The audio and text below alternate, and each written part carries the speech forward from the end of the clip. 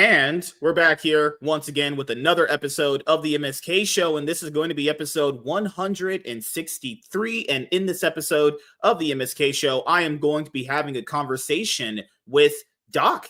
Actually, it's going to be his first appearance on the show. Yes. So if that name is familiar to you, you probably heard him his voice actually on the Thinking Critical YouTube channel, which is ran by Wes. So that same Doc that collabs with Wes on his videos from time to time, along with Aaron Sparrow. Yes, Doc is here. As you guys know, I did have a conversation with Aaron Sparrow not too long ago, and we actually both live in California. Crazy how life works, actually. Hopefully, at one point, he'll come back on the show again. He said he was going to be not like my dad, dude. He said he was going to come back, actually. And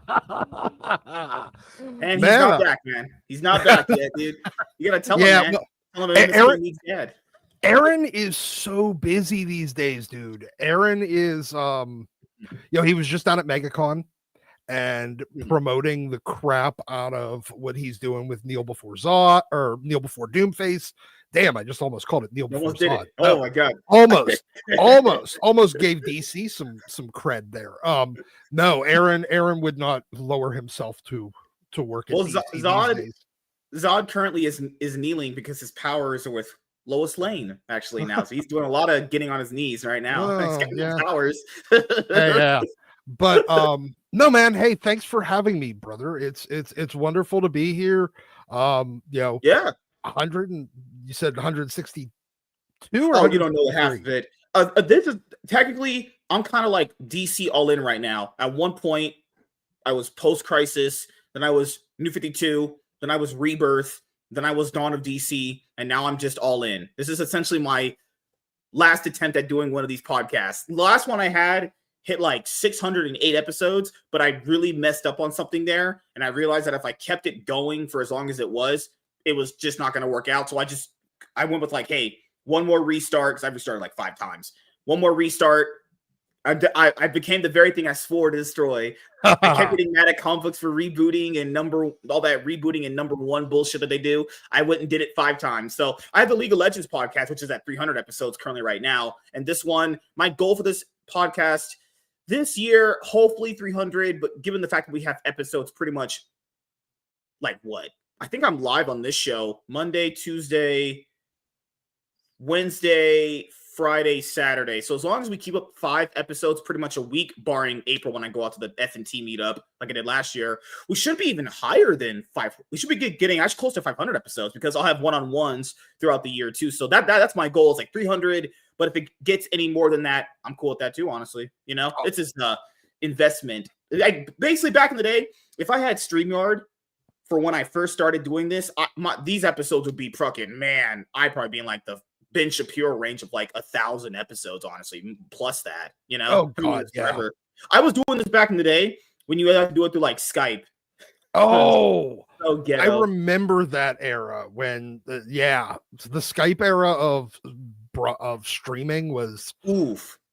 Oh, it was a little rough. That's why I enjoy when StreamYard became a thing, because and then you had the Google Hangout era of doing this thing. Oh my god, yeah. Thank God StreamYard exists and Restream, because it made it so much more better. Holy shit, dude. I mean, people like doing it through OBS, but OBS is trickier because even though it's free, you have to kind of know your computer inside and out to like cap it at a point where it doesn't lag or anything. It's like, I don't really want to do that. I kind of want to just hit a button and go. I'll let the freaking system figure out what computer I have so it doesn't lag. Yeah, exactly. And I've been streaming with Wes for like 6 years now, and I think we actually started in like the tail end of the Google Hangout era of streaming. And then we moved over to StreamYard quite quickly. But no, it's wonderful to be here. Thanks for inviting me on. It's great to stream with other people. I mean, we have our groove and everything on Thinking Critical, especially the Saturday morning show. But this is always, I like every once in a while doing an evening weekday show, and like half the time I'm not available, and like I show up in the most random places when I do. Like I ended up You know what? I was out of town about a Mhm. year ago for work, and I was bored as shit in my hotel one night, and Carrie, Nerdy Girl Creates, was doing some CGC is now grading manga stream with a bunch of like weeb people. And I'm like, well, I know about grading comics, but and so she's like, yes, just hop on. And I just randomly started. I'm like, yeah, my audio is gonna suck. I have no microphone. I'm sitting in my laptop in a hotel in Houston. Sure, Oh why the gosh. hell not? Ugh. And I did, and there's been Imperius does some stuff every once in a while, and he'll Mhm. invite me on. A lot of times I'm not really available because it's kind of a little last minute. You hit me up last week and was like, "You want to be on the show?" I'm like, "Yes." I mean, that'd be awesome. I had to make sure that the girlfriend and I didn't have anything planned. She's the Hey, I one had to make sure the wife was good, even though she might not exist in there, and it might just be my couch. You never know, man. Yes. Yeah. That's why I And live alone. actually she was like, I got a little bummed tonight because I'm like, yes, I'm looking forward to streaming. Damn it, I'm missing the Team USA Canada match. For which sport? Hockey. It's the Oh, yeah, what did you team think about it's the Canada game where those guys got into a fight over the national yeah, it was anthem? that was the USA. That was the first Yeah. time USA and Canada played in this Four Nations Cup. It was a great game. It was Mhm. the Kachuk brothers are kind of they've always been great players, and they were always Mhm. really tough players. Their old man was a tough hockey player. Mhm. He played 20 some years in the league, and it was really, really good. And so it was nice to see, they were like, yeah, you know what? F this. We're standing up for the US. You're not booing our national anthem. Get out of Mhm. here, Montreal. Um, and so it was nice to see that. Plus, they just thoroughly outplayed Canada Mhm. that night. In fact, actually, piece of useless trivia. It Mhm. was the first game that Team Canada has lost with Sidney Crosby as the captain. He is 21 and he was 21 and 0 Mhm. as the the Team Canada was 21 and 0 with Crosby as the captain until that game. So The only sport I watch is just NBA. Well, I watch basketball and football. Those are the traditional sports I watch. I'll watch baseball from time to time, but baseball is pretty. Oh god, it's such a long slog to get through with the regular season. That's just like 80 plus games if you're watching your team. That's just watching your team. There are people out there that watch like almost every game and do podcast on baseball. And like, how do you do podcast on baseball? That's like how many games you got to be watching a week to oh keep up, god, man.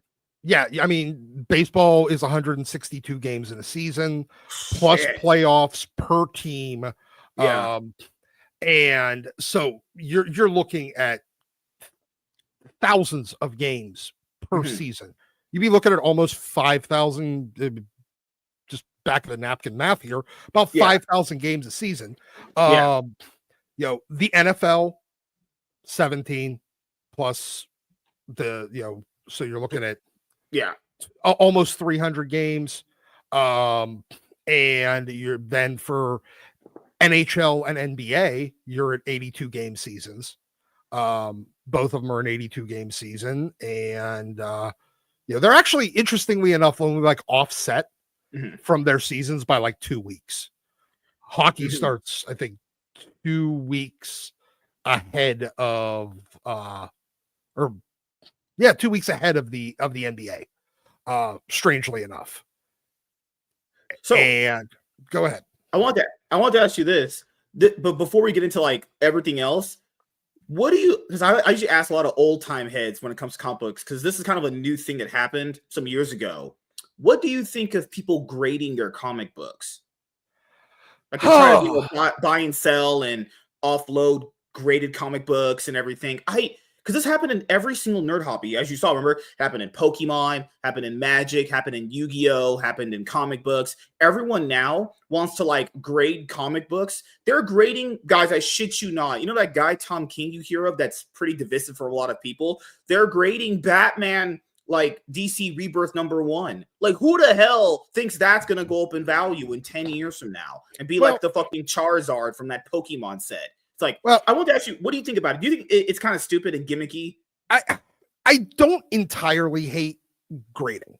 Okay. I dislike it on moderns, mostly because you're dealing with an issue of ample supply. If you want a modern comic in what would be the equivalent of like a 9.6, 9.8 grade, it's very, very easy to get. You could buy it off the shelf in that condition. Whereas your more, you get into some of your key books, especially you get into silver, bronze, and definitely golden age key books.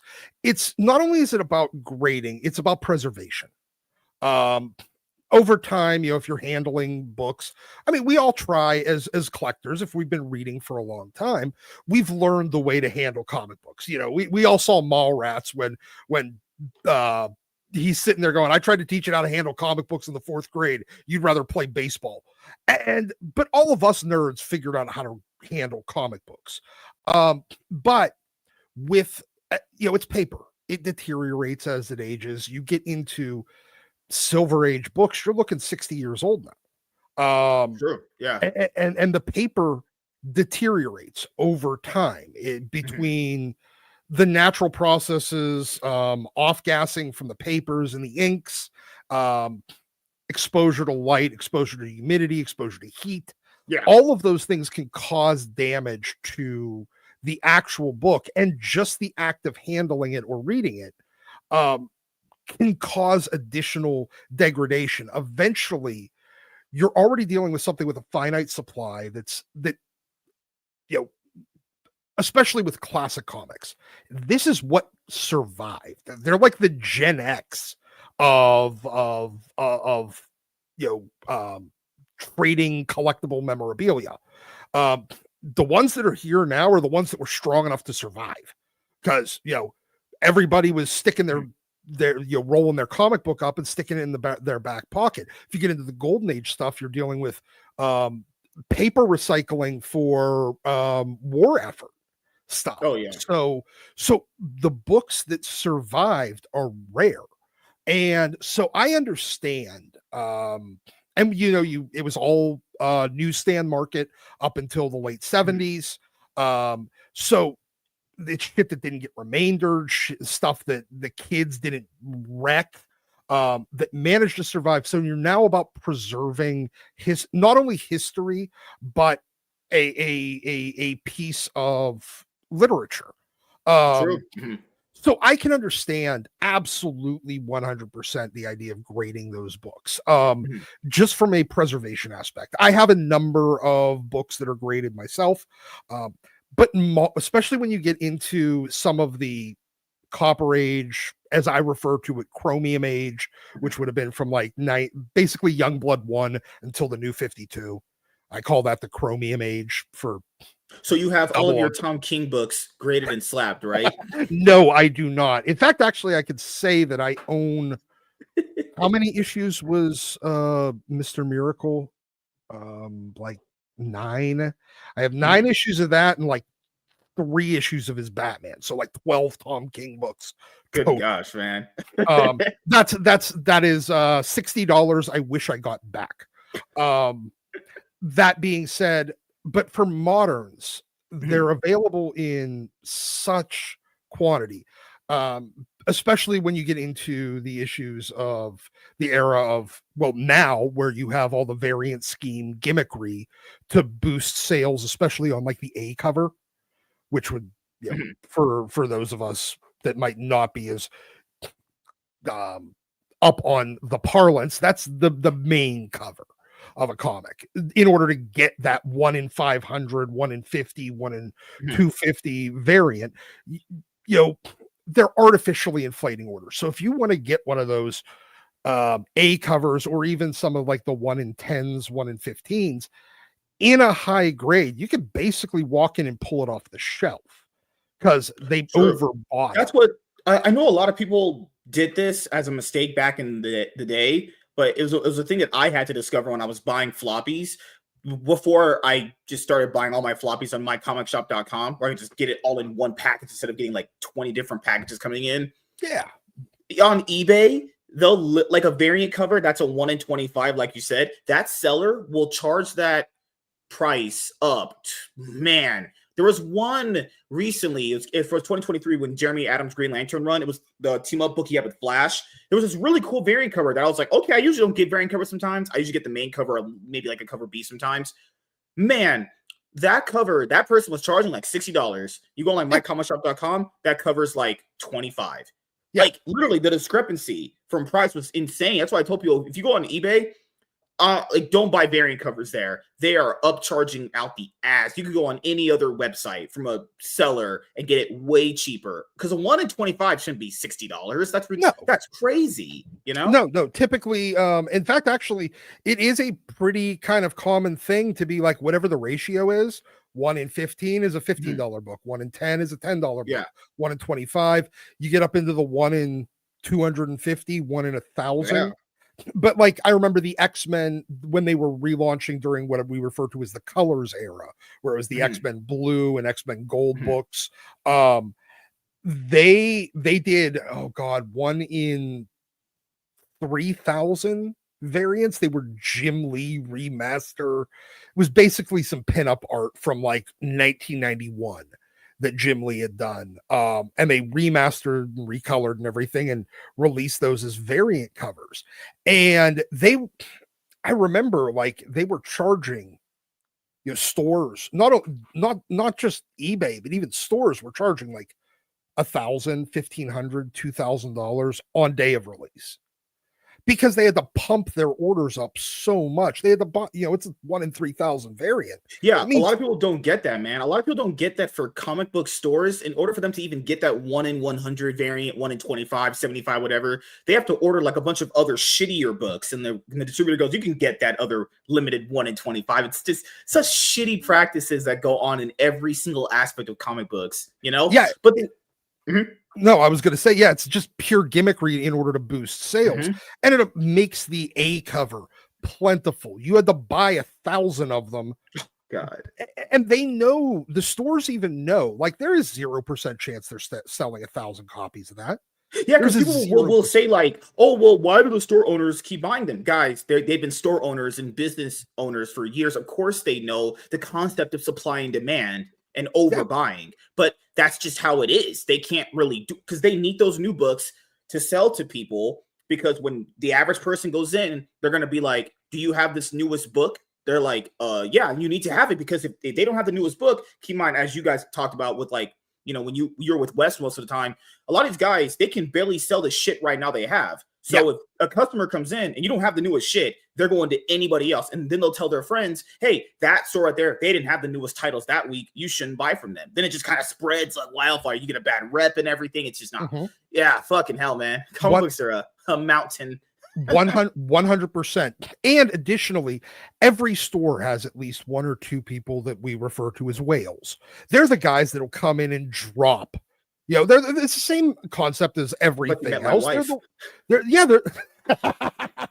no, but they're the ones that'll come in and drop 5. Oh yeah, you're right. I've seen it. Yeah, they got racks of money. I don't know what they do. They have a lot of money.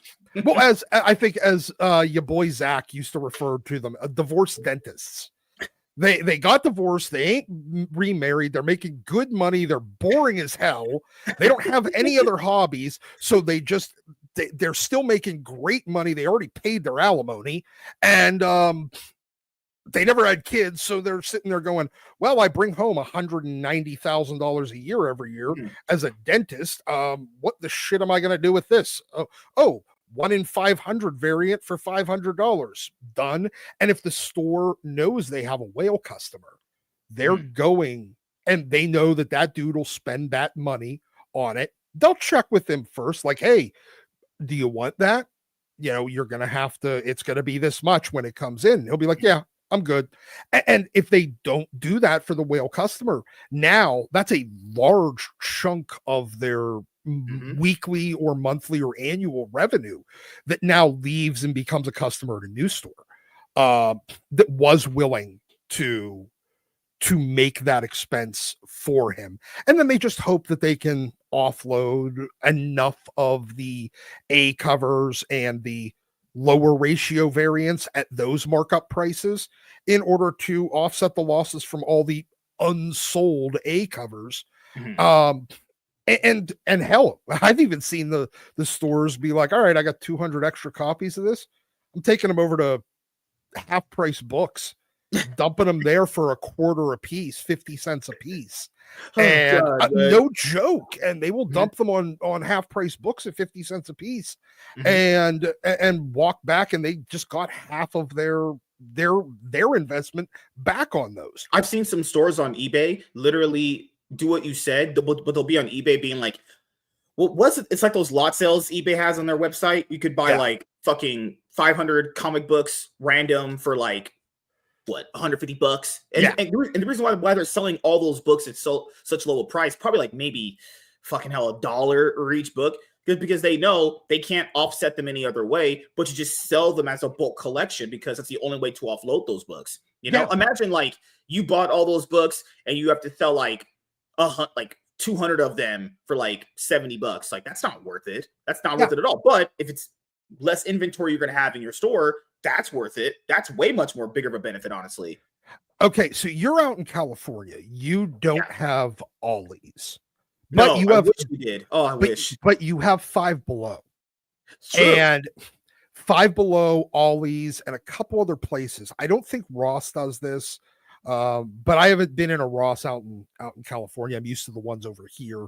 Regardless, they do these like 5-pack of comics for like $5. We used to have that. My Walmart, because I don't have a comic shop in my area. I have to usually drive out to one, or a Barnes and Nobles. They used to have that a long time ago, from 2016 all the way up until at least like 2023. They stopped doing that, and that's what I told people on my comic book video that I did on my comic channel. This is not my comic channel, but that's my side one.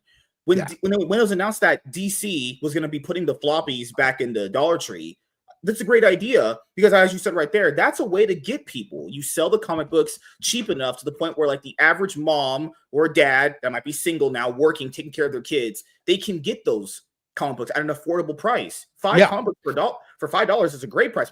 But someone's going to be like, but what if they're not good? It doesn't matter if they're not good. Exposing people to comic books is the most important thing. Just having the exposure. So all that matters. And to be fair, comic book people, not comic book nerds in general, can be kind of like pompous sometimes. It's like comic books, it's all subjective anyway at the end of the day. If they read those books and they like them and they're comic book fans for life, I'll take that way more, you know?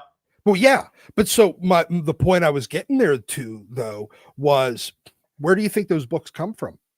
They come from those stores selling their overstock. Well, I know what you're saying. It's like what Dollar General gets for stock. Yeah. Like they get it from like the Walmart guys that can't sell it in. They just sell it to you at discounted price. Exactly. Yeah, so they'll sell it to some company that'll repackage, grab 5 random comics, stuff them in a bag, in that poly bag with their pricing and their labeling and everything on there, and then dump them off at Ollie's. They sold them for 20 cents a piece to the distributor. The distributor sells it for 35 cents a piece. To Ollie's. Ollie's sells it to you for $5. Boom, everybody gets a little bit back, and the original, everybody makes a profit except for the original, like the comic shop that's dumping their overstock, but they already made their money on selling those priced up variants. Now they're just getting some of their essentially sunk costs back on those A covers, those junk books, and they'll even throw in some of their unmovable, like old 90s backstock dollar bin stuff. They'll just be like, here's another 30 long boxes of dollar books too. Stick those in there. Give me 20 cents a piece. They only paid 10. I'm pretty sure you heard of like the Rippaverse from Eric July, right?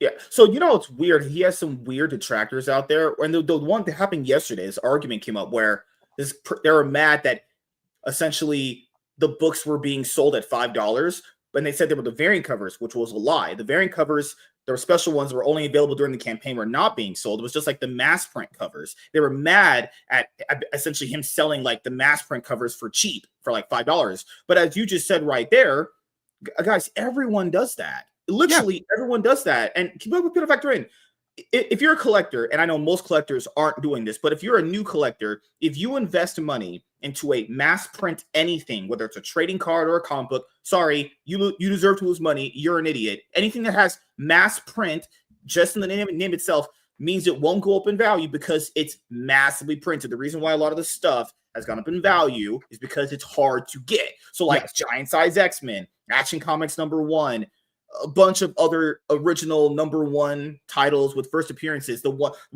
that you guys like, the one that it's where Punisher is pointing his gun at Spider-Man for his first appearance. Yeah, those are hard to get. Those what you should be investing into. Those will go up in value. Not cover A that's a mass print in every single store. Are you a moron? Yeah. What is wrong with some of you? It's stupid. Well, I mean, look, we all started somewhere, and we all made those rookie mistakes.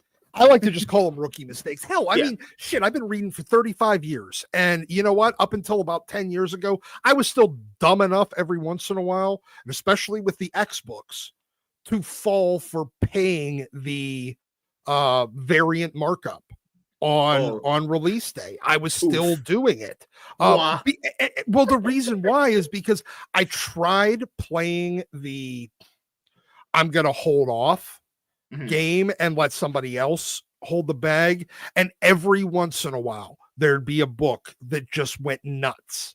During I guess it would have been the Regenesis era from it was around the time that they did the it was, let's see, it would have been pre-AVX. They did a bunch of books that they referred to as the Venomized. It was the first round of Venomized variants, where they did all the characters in the books with Venom symbiotes. Like the cover would be like Psylocke and a bunch Warpath and all these other, like it was on Uncanny X-Force, but they all had a Venom symbiote. For some reason, those books went nuts on the secondary market, and if you didn't buy that first day, you're now paying 5 times as much 2 weeks later. Yeah, because apparently, you can correct me if I'm wrong, in that time period, did they have as many second and third printings and fourth printings as they do now? Because it feels like every single book now is getting those second to like fifth reprints, honestly. Was that as common back in the day to have those reprints? No, not as much. And I mean, this wasn't even that long ago. This was like 15 years ago. And so, but there was also like chibi variants that would come out at the same time, or like 2 books would have like a Dale Keown variant.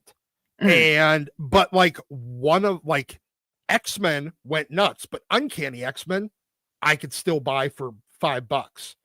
No rhyme or reason. And so it started becoming a little harder to predict, and I got left out in the cold a couple of times on books that I wanted. This is back when I was still caring about having my full run, including all reprints and variants and stuff like that. And I was still buying the new books to keep up on that. And so I fell into the trap of buying all the variants until we got to that Colors era, and they did like $3,000 day of release Jim Lee variants that was just recycled art from the 90s. And I was just like, you know what? No, that is where my reprints and variants end. I'm no longer a completionist. But there's a lot of people, look, we all make that mistake. We get that FOMO. Yeah. And for me, it was, I would buy random books because I didn't know there was an order to them. Back when I first started getting in more collecting, or not collecting, I wanted to make sure I had comic books, because I would just go to Frankensons, which is a thing out here, or comic book shops, and I would just get random books. I didn't know there was an order to each book. I legitimately didn't know. So I have a bunch of books out of order. It's so many characters that I like. Oh God. It's like, where does this one go? So eventually I learned that no, there is an order to buying stuff, just like with any book format. So so usually now when there's or I even got tricked one time. I almost bought a Doctor Strange Epic Collection, but I was like, is this volume 1? Because at least with Marvel, they'll put volume 1 on their Epic collections. I was like, that's not volume 1. This is like that. It's like the bullshit they do where it's like a modern era Epic Collection volume 1. So I thought that was the actual volume 1. No, it turns out the real volume 1s are like a lot more money. Yes. Like, oh God, man. Yeah, and especially when you get into if you're talking Marvel and DC and you're talking like collected editions, oh Jesus Christ, that is the most giant clusterfuck I have ever seen. I had to stop at X-Men, like you said earlier. So I bought I don't have a lot of X-Men stuff. I have X-Men stuff from the animated series that you see right there. I have the X-Men adaptations and cool. The Further Adventures and the X-Men 97. That's the only X-Men stuff I own. I have Wolverine stuff because I love Wolverine a lot. But then I tried to get, I told myself, I want more X-Men stuff. Where do I start? Someone said, get Epic Collections. I was like, good. It's all collected. Volumes are in order. They come out pretty periodically. So I got book 1. And at book 2, I went on eBay. Book 2 costs like $300 because some of these Epic Collections have not been reprinted. Yes. So I was like, what? Okay, I'll go to Masterworks. Masterworks, at some point, because Marvel just does this, they'll stop them. And you won't even know when a new edition of the Masterworks is coming out. So it's like, I could buy all these Masterwork books, but then a new one may or may not ever come out. And then they might just do a remaster work like they did for some other heroes. And it's like, how the fuck will you collect X-Men stuff then? And I kind of, or they'll continue it, but not in the Masterwork format. They'll change the format, and you'll have to go to the omnibus format to continue from there. And then you get into even their omnibus format. Oh Lord, don't tell me about that. God, like you start if you buy X-Men omnibus, there's 2 versions of it. Yeah, there's one that starts at Uncanny #1, which was at the time still called just X-Men. And then there's the other one that starts with the adjectiveless X-Men from 1991, the Jim Lee and Chris Claremont one. That one costs a lot of money. And then if you read the original like Stan Lee one, after a while, it's after like volume 2, it gets cut off. And then it switches to Uncanny X-Men on the and there's this giant gap. That's because that's what I was looking at Amazon and I was going like, okay, so it starts with Stan Lee and Jack Kirby. The original team is like Angel, Cyclops, and all those guys. Yeah. Then it gets to a point where it stops. Then they did like a new version of it that stopped, but it didn't continue the issues you already began with in the previous style they were trying to print it in. Then it goes to Uncanny X-Men with Chris Claremont, which is giant size X-Men and everything. And it's like, okay, but now if I'm reading this in order, there's a massive chunk that's just not there. And I don't know what you as the reader. Actually, I like reading things in order. Here's the thing. There actually isn't. Really? And you know why? That. Because Uncanny X-Men from issue 66 until 94 was all reprints of itself. You're joking. No. So so the original run, as you're saying, it goes from like 1 to like, I think 1 like, to 40 66. or 60. And then that giant gap where it's literally 70, 80, all the way to like Uncanny X-Men. You're saying there's nothing there. It's literally, it's actually. They exist. I really didn't know that. Like I have Uncanny X-Men 1 through 600. Starting at issue 67 through issue 93, they are reprints. And they even have just like recolored covers from previous issues. Some of them are double issue reprints where it was like 2 issues reprinted together. Others, it's just single reprints. So we refer to that like as the reprint era of X-Men. So they still publish the book with new numbers.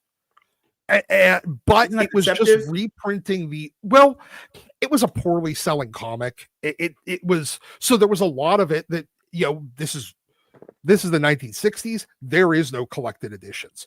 All this stuff is newsstand. So if it didn't sell on the newsstand, it got the cover ripped off and thrown into the dumpster. And so they didn't, if it didn't sell to some kid. So now if you're like at the newsstand and you see like an X-Men comic, you probably didn't read it before because you weren't reading X-Men before. Because nobody was. That's why it got canceled, basically. So yeah, that's a lot why of people don't actually know that. You're not the first person to say that. It's X-Men, despite people loving it, apparently liking them now a lot more. They weren't ever a big seller like that. It really came to that time period where Chris Claremont got on the book and it really started picking up steam again.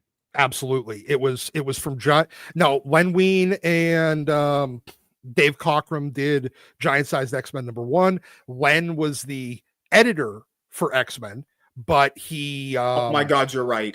Yep, you're right here. Yeah.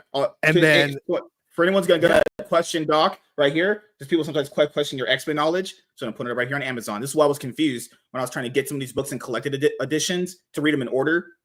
Right here, it cuts off where you said 54, 66, and then you get nothing here. Even though this is advertised as an X-Men Masterworks Volume 7, there's no actual X-Men book here. And then it just goes, no X-Men. Then after that, they put you on right here. You're right. Yeah, that's fucking crazy. Exactly. So there's no point in buying reprints of reprints. So that would be what the Masterworks would be. They would be reprints of reprints.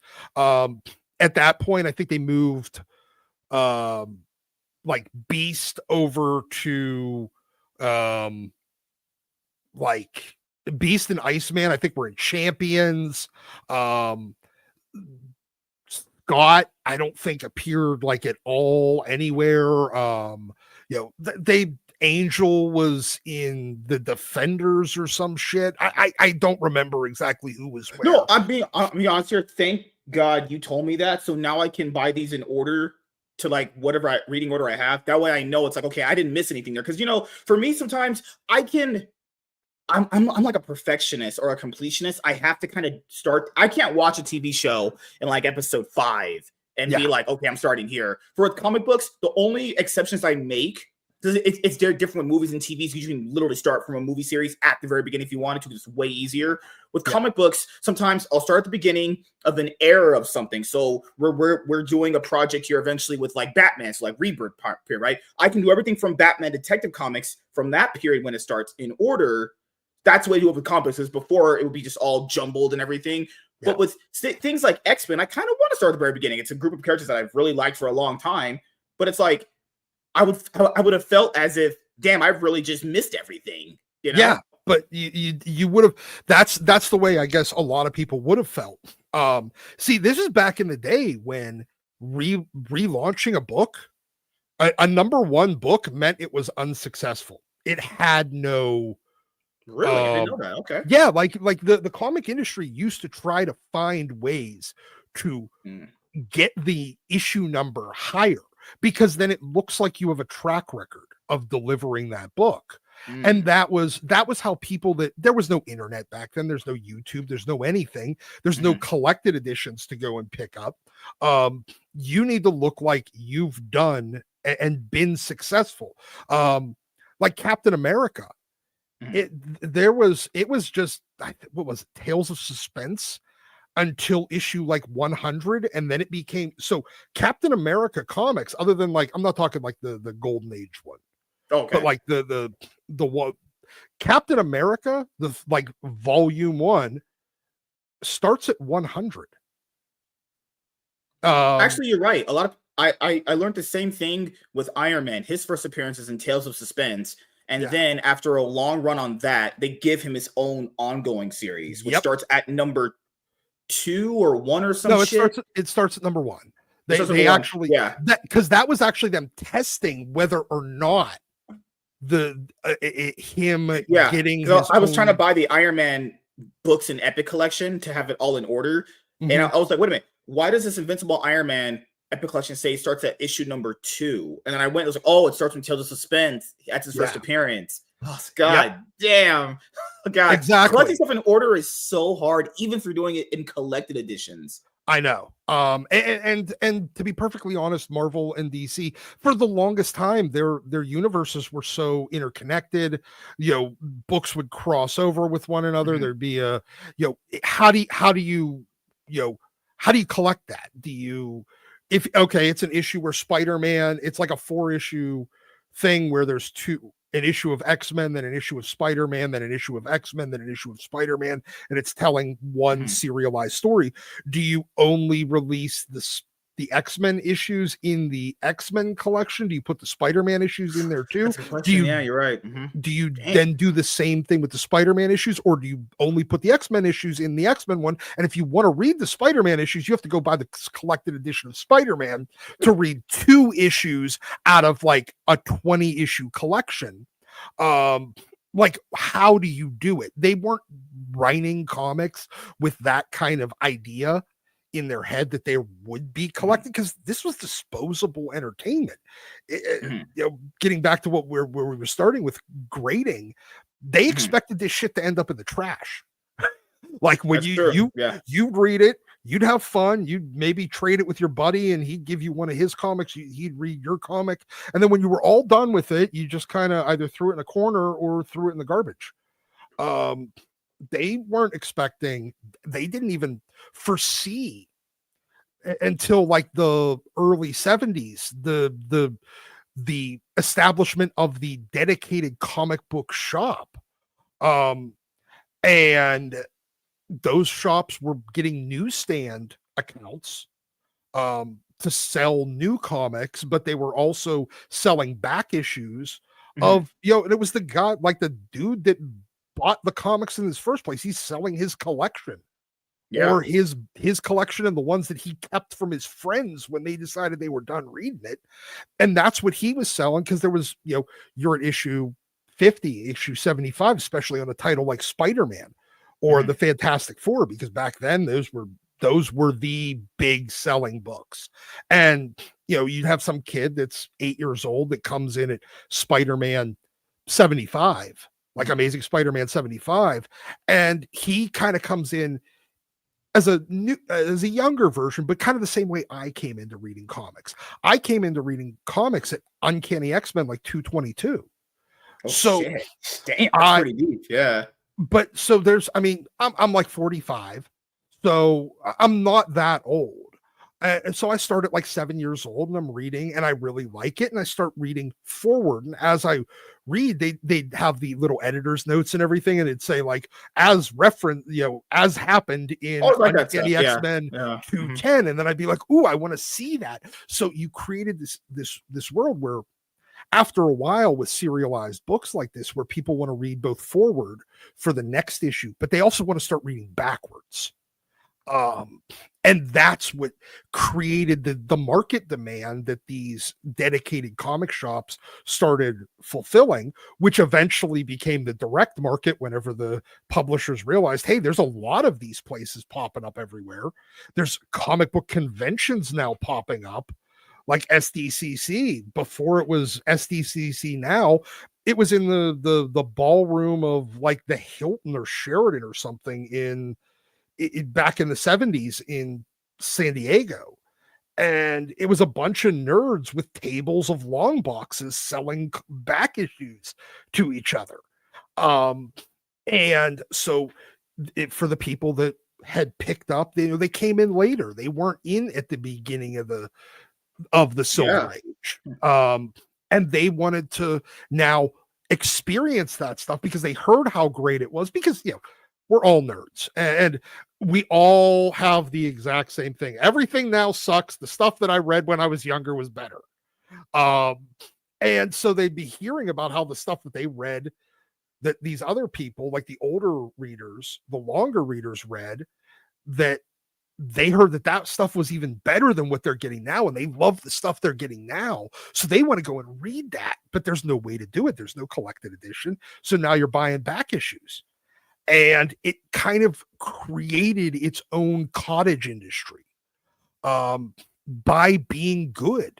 But the downside is, in the 2000s, when Joe Quesada came in, and he saw what DC had started doing, especially with like Watchmen and Sandman, Alan Moore's Swamp Thing, with collecting those X-Men in the mid 200 issues. What about DC? Where did you start with DC then? You know what? I started DC around the same time, but I was never a huge DC guy. Oh, so yeah, you're more the Marvel guy. Okay. I really am. I mean, I don't think I've ever bought more than 12 issues of like Batman Is some with in a the row. characters just not appeal to you, or you just were just not interested just in general? It was what it was I was always much more of a Marvel zombie, and No as pun I intended. kind of tap out, like I'd almost like I read, I started with a couple of Marvel books, and then I go to a couple more, a couple more, a couple more, and by the time I'm now reading like 2/3 of the line, but I still want to read more stuff. The other 1/3 of the line has no appeal to me, so I'm like, I'll jump over to DC. Yeah. So it's kind of like it's almost like a second course for me once I've filled myself on the main course, and then I go over to DC for a little dessert, but not all the time do I want dessert. That's kind of how it is for me. And I never really totally fell in love with the universe, partially because they are different. There's very different styles to the two.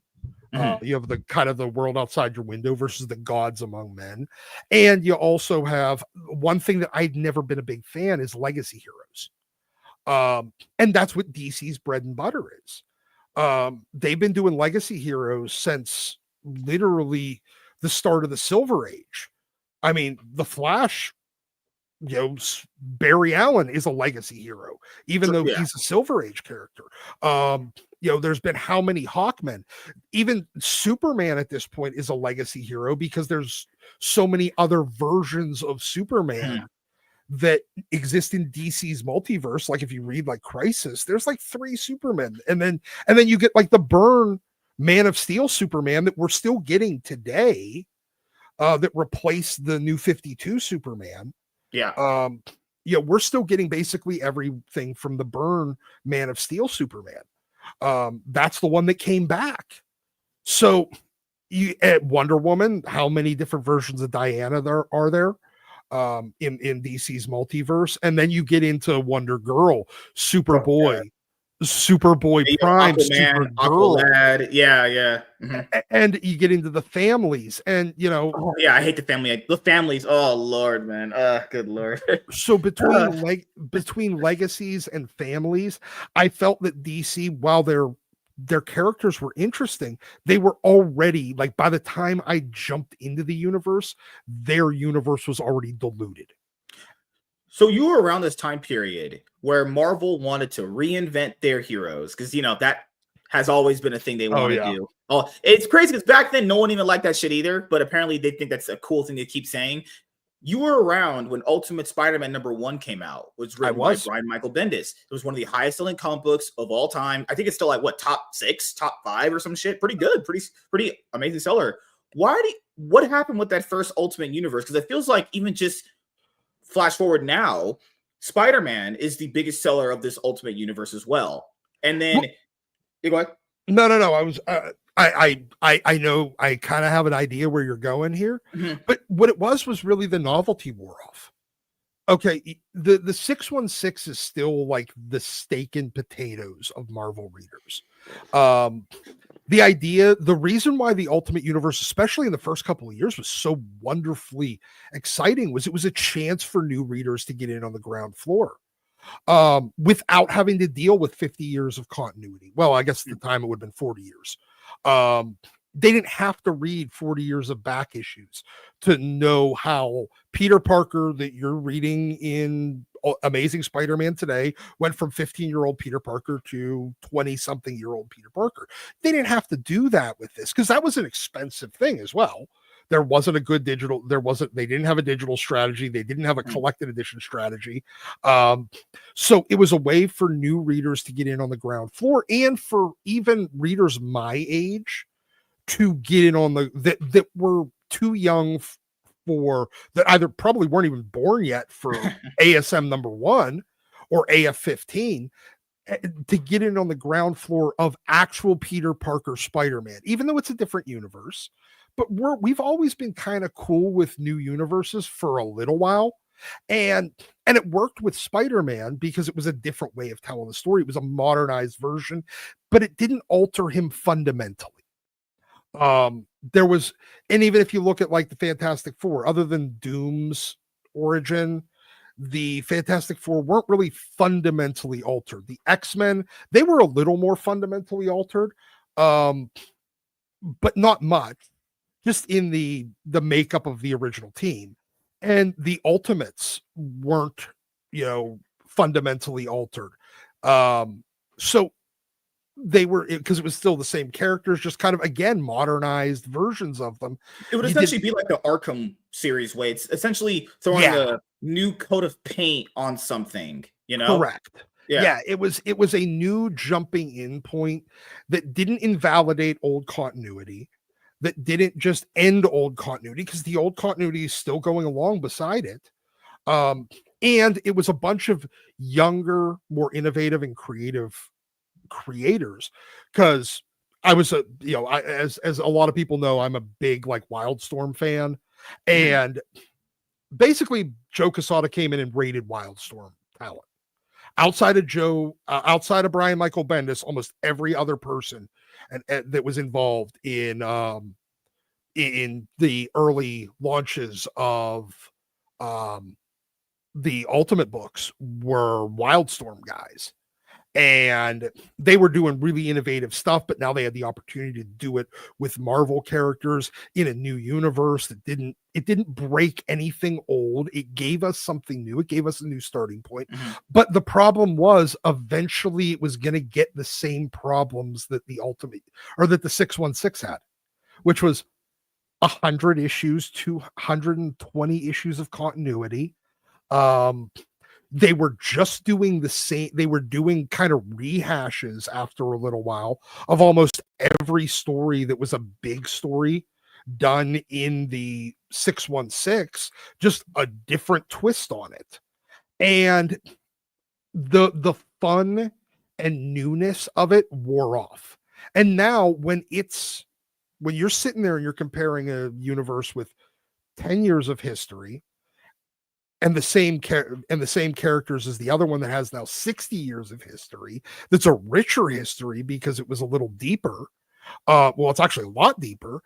And you're basically sitting there going, hey, I kind of want the one that's richer and deeper now. The novelty's not here anymore as a new universe. And that's why I think the current Ultimate Universe is doing okay-ish. It's a novelty.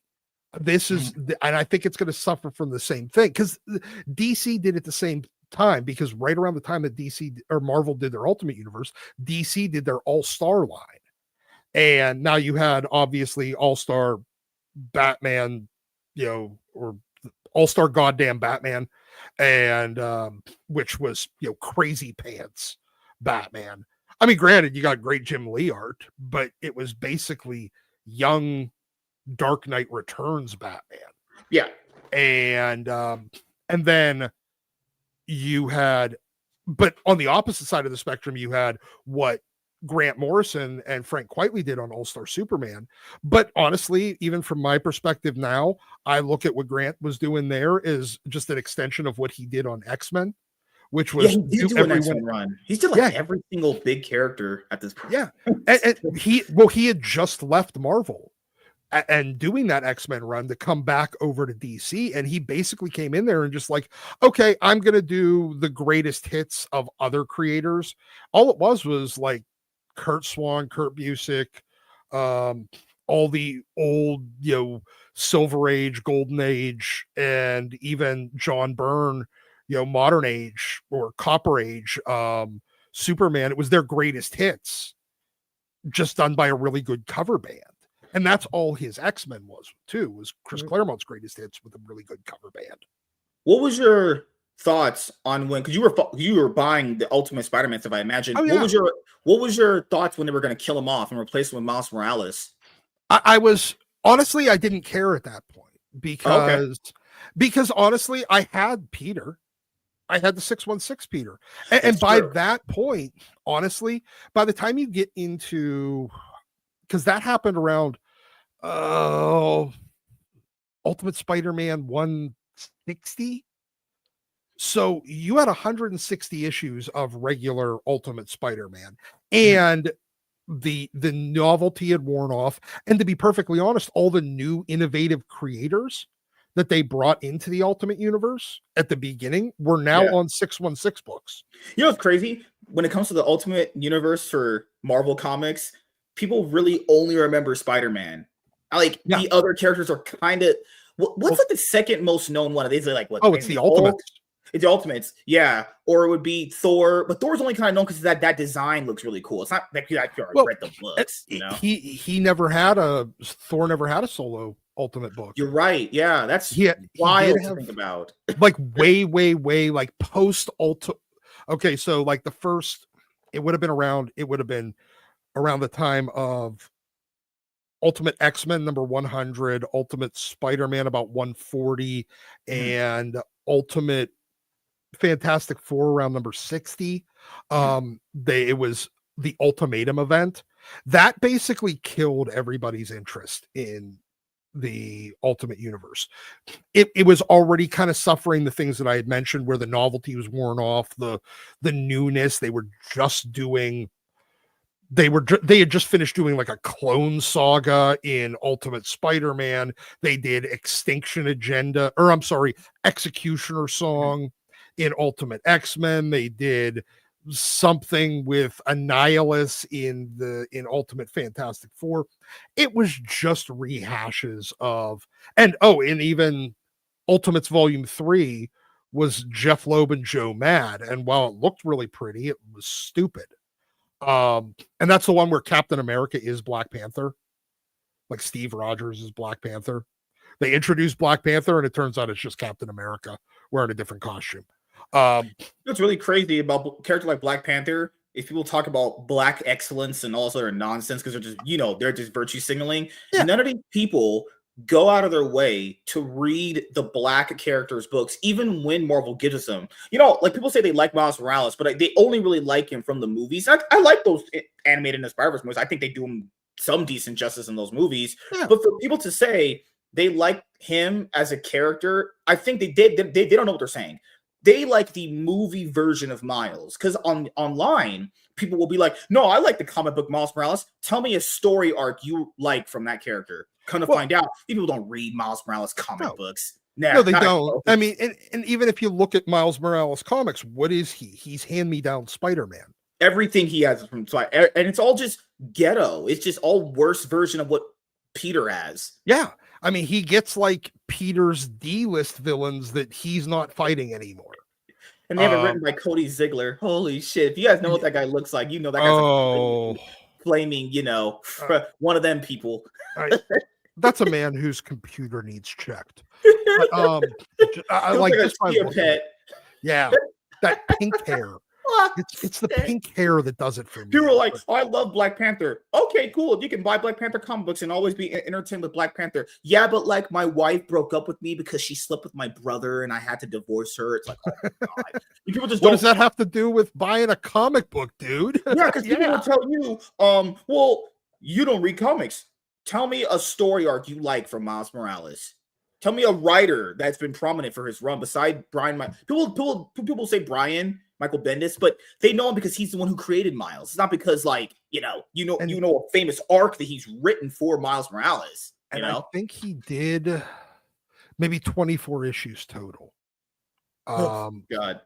I think he did, because he did the last couple of issues of Ultimate Spider-Man Volume 1, and then there was the what was the second when they redid, like, kind of revamped the universe? When they turned it into Ultimate Comics. That and they relaunched everything, and there was like Ultimate Comics X, which was their X-Men. There was an Ultimate Comics Avengers, but there was Ultimate Comics The Ultimates simultaneously. Good luck. One was, I think one was Hickman and one was Mark Miller, because Mark Miller had just come back at that point. Because you were around for this era too. A lot of people now know as all new, all different, because Marvel wanted to once again reinvent their characters. Yes. They always want to reinvent them every fucking odd period of time for some reason. Was that period the disaster that everyone remembers it to be, or is it just kind of like internet hysteria where people just saw like one thing and they assumed it all went bad? You were there, so There, your thoughts on it? So I think all new, all different. The all new, all different era is a little bit exaggerated. I mean, it's bad. It's very, very bad. But what I mean by that is it did not come out of thin air. It wasn't like this just overnight sea change. It was the final culmination of what they had been doing for the previous 5 years, ever since the end of AVX, where it was what's called the Marvel Now era. And there was Marvel Now, there was all new Marvel Now, there was all new, all different, and then there was all new, all different Marvel Now. So they had like 4 eras over like 6 years, and then they gave it up and went to the Legacy. That was around the time that Axel Alonso got fired and CB Cebulski became editor-in-chief. But that whole era was about swapping out characters, but it wasn't done overnight, and it was done piecemeal. Like, it was the strangest thing, because you had, 20, that was AVX was around 2012. So it was right around the time, shortly after, or around the same time that the Avengers movie hits. The Avengers movie hits theaters. Everybody's going nuts. They have the everybody now, Captain America and Iron Man, they're not just zeitgeist understanding. They're people, they're actual people understand the character and not just the name. Because everybody knows who these characters are and not just has heard of these characters. And they have the opportunity to actually convert like the moviegoers into readers. And what did they do? They promptly start changing all the characters. That's when they killed Thor and replaced him with Jason Aaron's run. Yeah. Jason Aaron's run was part of Marvel Now. It wasn't part of All New, All Different. It kept going through All New, All Different over like 5 years, but that started at Marvel Now.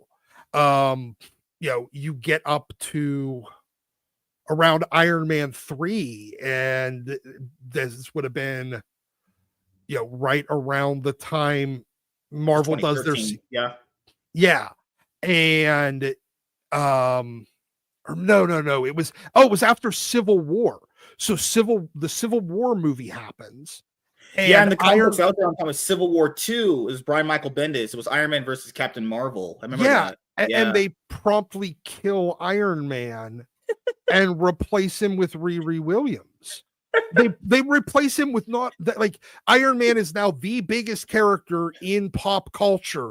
And what do? You kill him in the comics and replace him with a black teenage girl and Doctor Doom simultaneously. It's the reference that I use for that one is fucking hell. This is the metaphor I use to people. So it's like Civil War written by Mark Miller. Then you have the Civil War 2 by Brian Michael Bendis. It's like going to a bar and you have Scarlett Johansson and you have Precious. That's essentially one night you sleep with Scarlett Johansson, and the next one is like, it's like when the boys say, "Got to take one for the team, man." Precious is right there. Yeah, going from Mark Miller to Brian Michael Bendis, that's crazy. And I think that Brian Bendis today gets such a bad rap because for the first 10 years of his career, that dude was fucking money. Like, what do you think happened to him? Because that's a common thing in here. He got burned out. He gets very overhated because people say, like you've mentioned, a lot of people liked this stuff originally. Like, he was a very writer. A lot of people were willingly going into buying his books from. Do you think it was the Superman period that really just broke him or something like that? Well, he was a big guy for Superman for a while, and that didn't go so well, probably. Yeah, I think the Superman thing was what put it over the edge.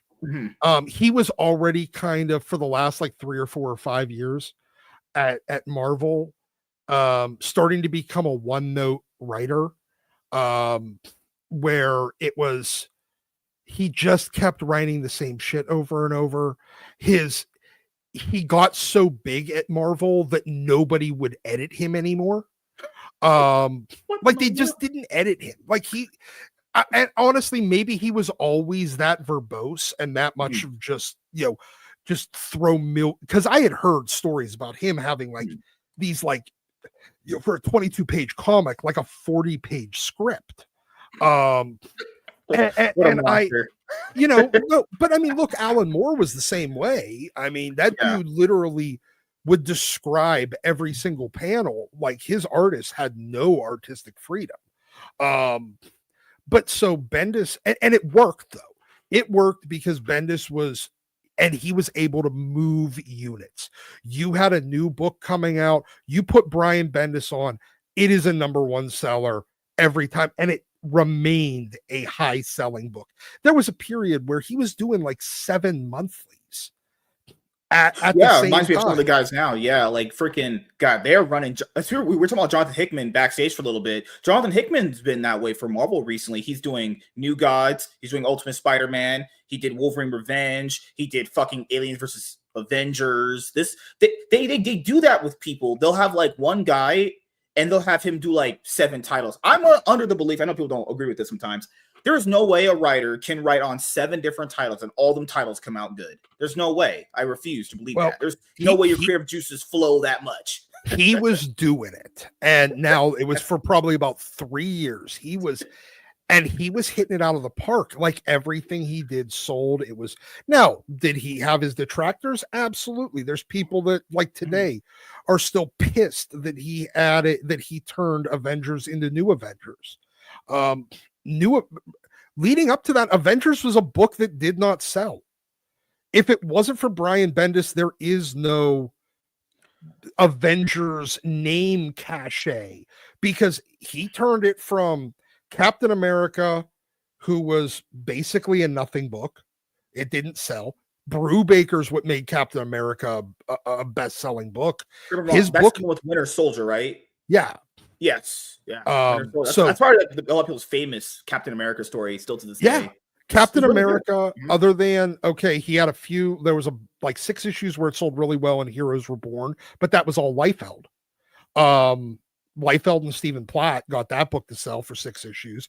But before that, the last time Captain America actually sold was Mark Grunwald in like the late 80s, early 90s. And it wasn't until Ed Brubaker in like 2004 did he make that a top selling title again.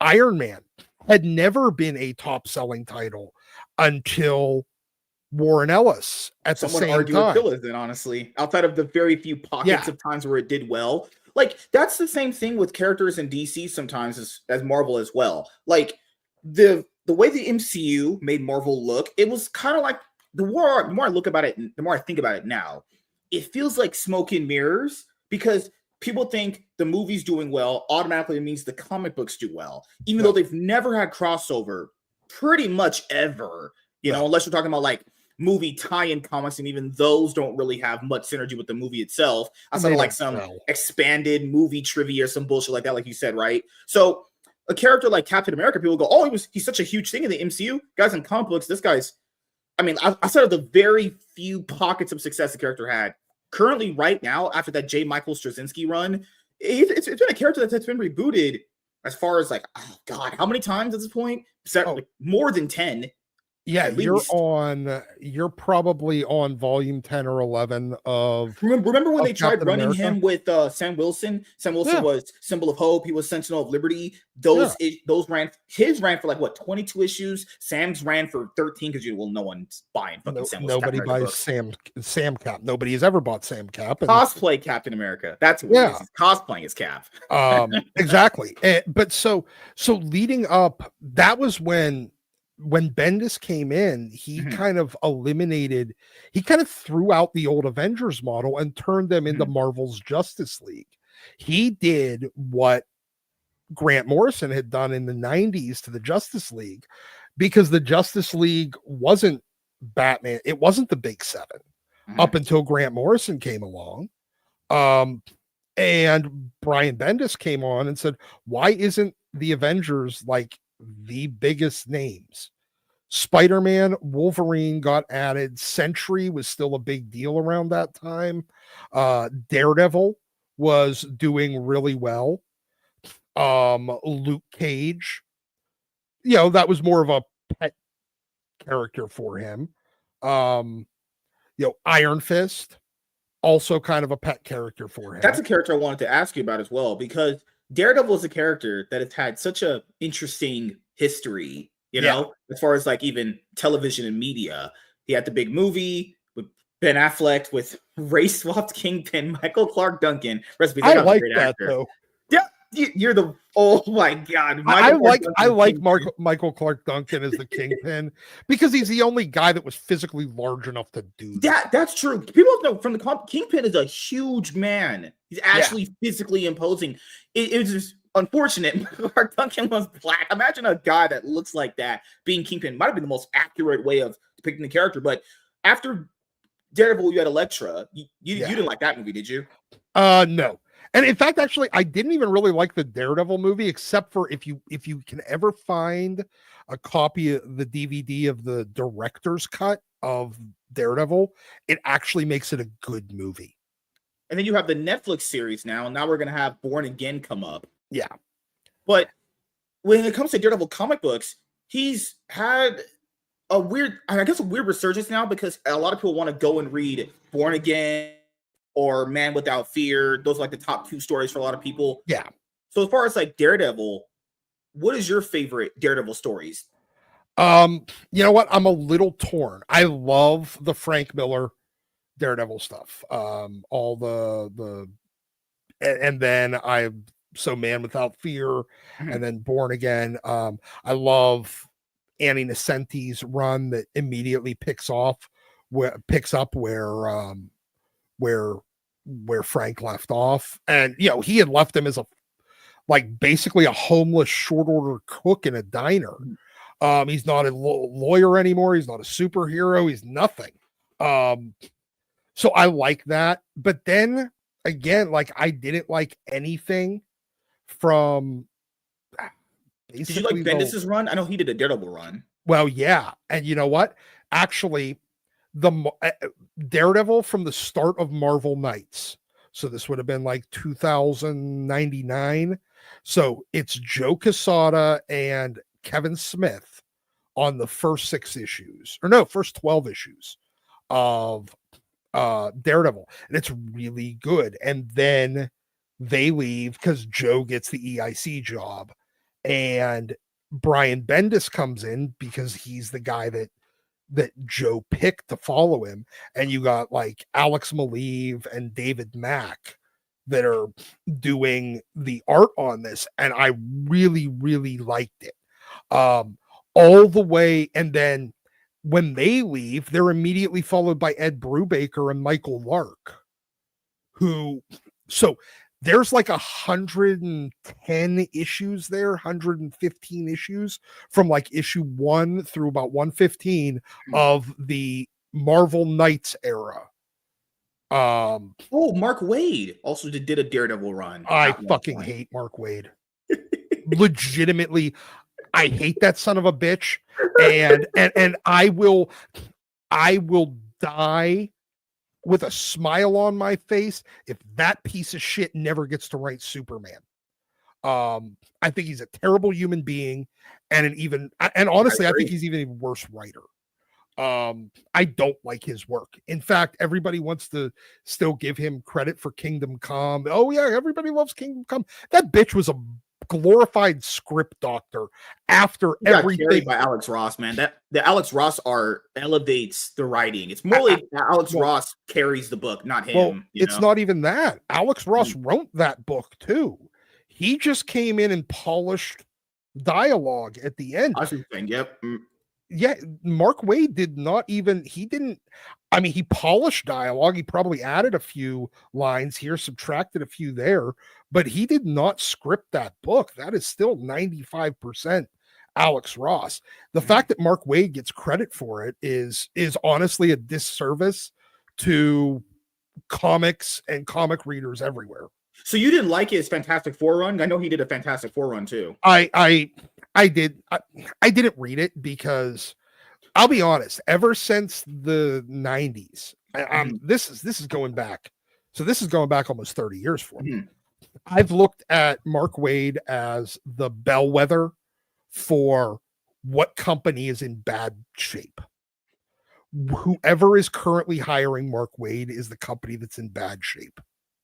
And there was a period of about 10 years there where neither company was hiring him because he was blacklisted at both. I remember this. Both Marvel and DC were in good shape. That would have been around the 2000s. So Mark, my God, recently, my highest viewed video on my comic book channel was when he made those blue sky tweets about after the election, he basically can't write good superheroes anymore. And I was sitting there thinking to myself, DC went and gave this man so much work.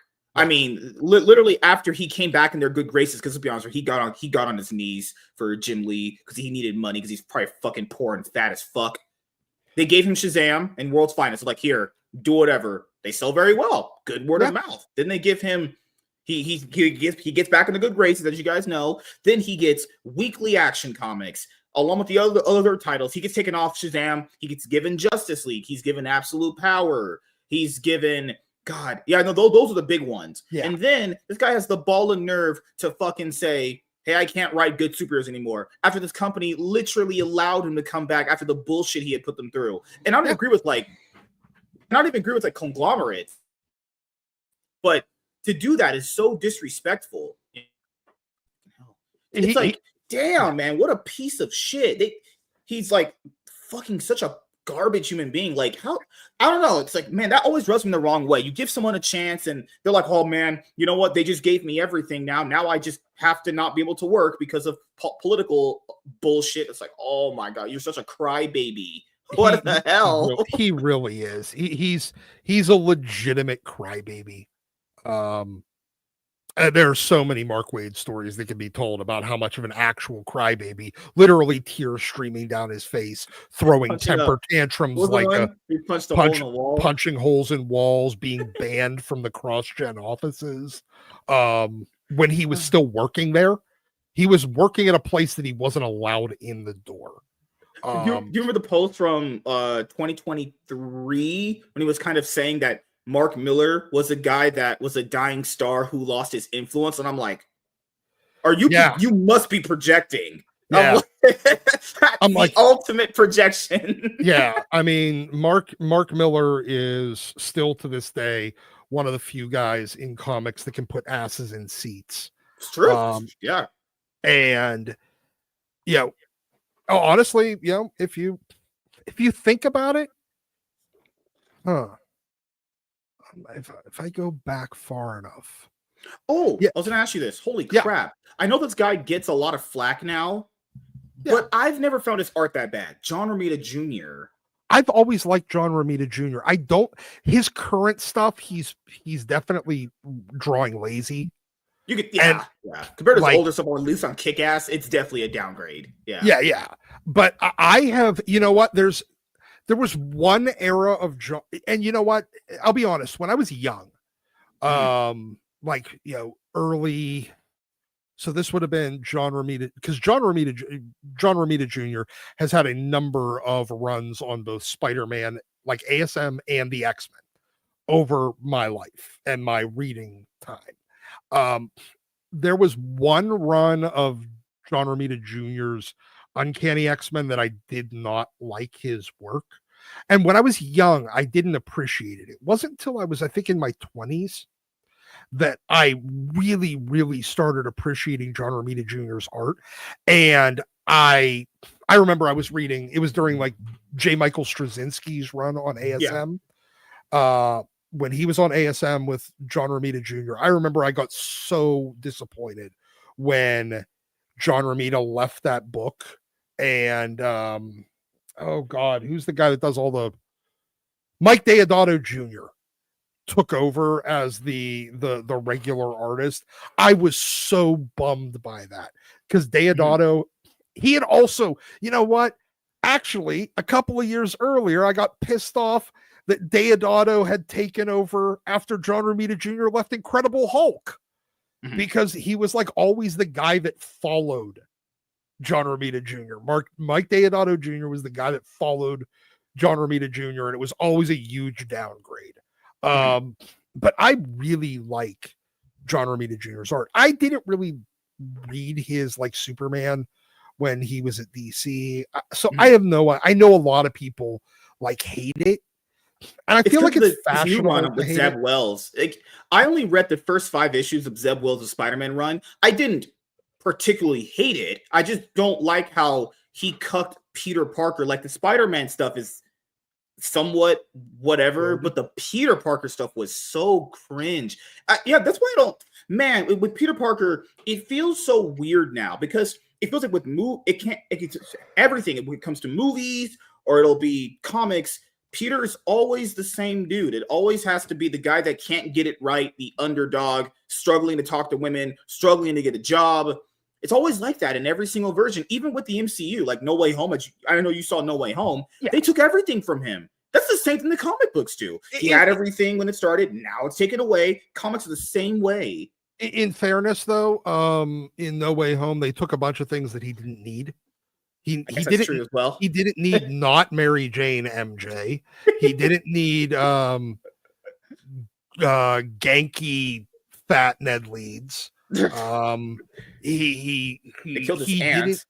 He didn't need Aunt Ben. Aunt Ben. Oh god, Marissa Tomei, what a milf. Oh yeah, no. I definitely agree, but she became the Uncle Ben of that. That she series. Did. And that's woke. I would say that's woke to do that. Because they Uncle literally completely eliminated Uncle Ben. There was no reference to him. I don't think he ever existed in that universe. So she was basically all the way from the first transgender MCU character. But no, such a recurring thing, man. In the movies, he has to suffer and lose everything. In the comic books, he has to suffer and lose everything. That's why I think, like you said earlier, Jonathan Hickman's new Ultimate Spider-Man run that's why it's selling so well. It's finally a portion of him that gets to be happy. They had it back in the day. Remember that Mary Parker bullshit they were doing a long time ago? He's married, they had a kid. Yeah. They took it away. What is their obsession with constantly having him suffer? I'll never understand it. Part of it had to do with Joe Quesada.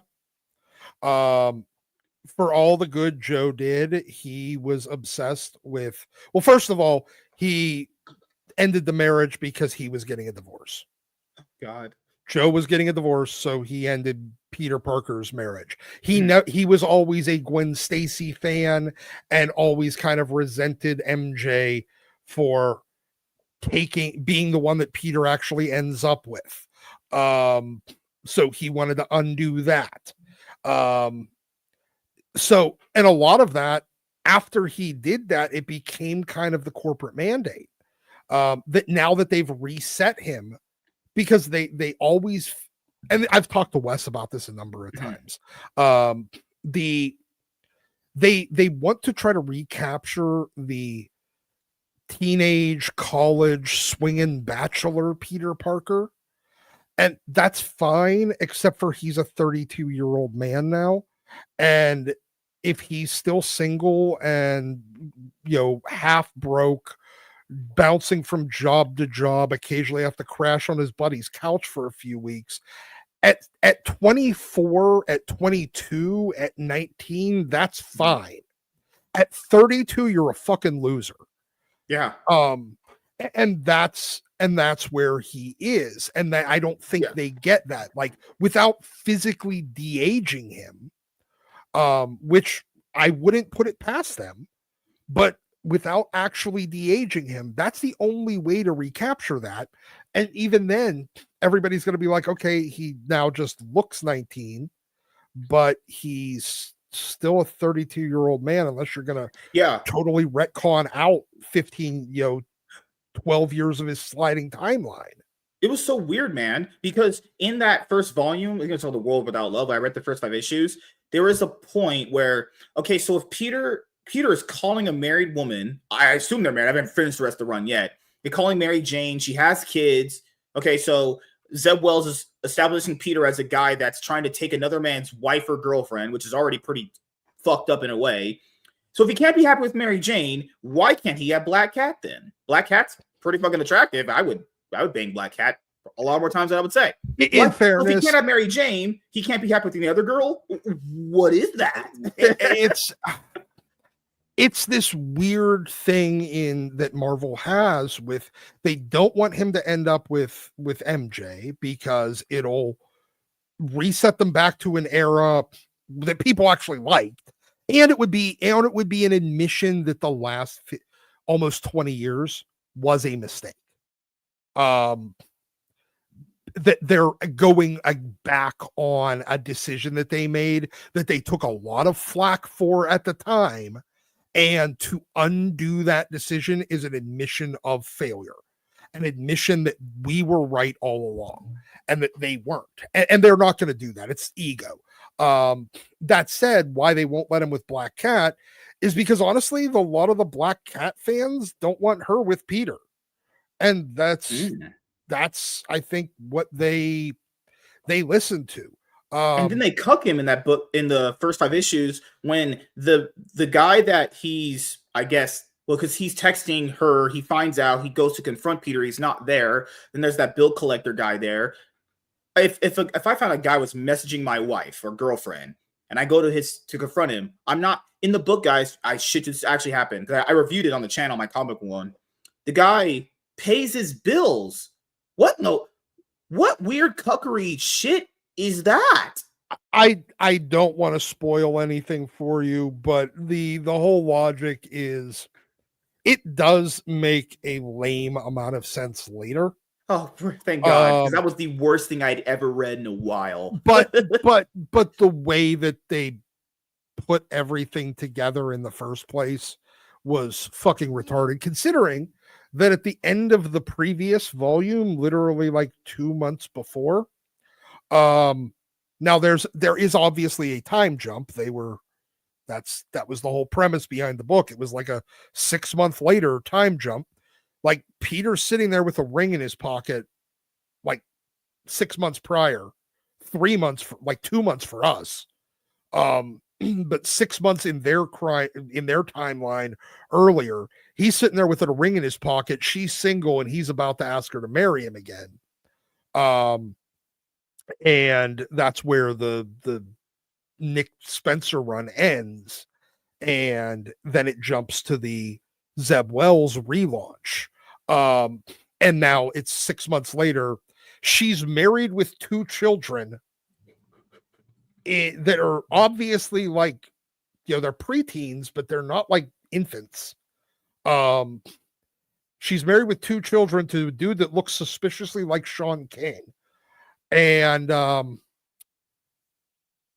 hates Peter, and yeah. So they Did you like Nick Spencer's run? That. You know what? There was a few parts of it I didn't, but I think overall it was actually pretty okay. It's weird because I was gonna buy that omnibus. I have it in my eBay cart to buy. The tagline from it's like back to basics. That's kind of a cool tagline because given the fact that it's the main Spider-Man title's been gone off the rails for how many years? You know what? I'd say that for the most part, it's a good story. What do you think about the Clone Saga? I know that's everyone's most divisive run on Spider-Man.